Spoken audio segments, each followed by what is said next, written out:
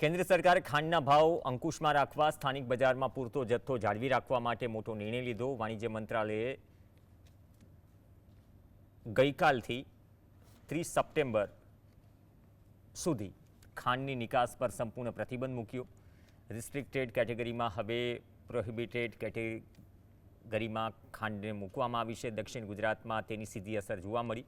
Gandevi sugar મિલમાં આ વર્ષે 7 lakh ton શેરડીનું crushing થયું હતું અને 56,000 ક્વિન્ટલ ખાંડ નિકાસ માટે તૈયાર હતી, જે હવે સ્થાનિક બજારમાં વેચવી પડશે। તહેવારો પહેલાં ખાંડ મોંઘી ન થાય તે માટે આ નિર્ણય લેવાયો છે। ડોમેસ્ટિક બજારોમાં ના ઘટે, એની પુરવઠાની ઘટ ના વર્તાય એ માટે પણ કદાચ આ નિર્ણય લીધો હોઈ શકે। અને બીજું, ઇન્ટરનેશનલ માર્કેટની અંદર પણ ખાંડની અત્યારે એટલી કિંમત કરતાં ડોમેસ્ટિક માર્કેટની અંદર ખાંડની કિંમત સારી હોવાથી કદાચ સરકારે આ નિર્ણય કર્યો હોઈ શકે કે જેનાથી ડોમેસ્ટિક માર્કેટની ખાંડના બજારો જળવાઈ રહે, પુરવઠો જળવાઈ રહે, એ માટે આ નિર્ણય કર્યો હોઈ શકે।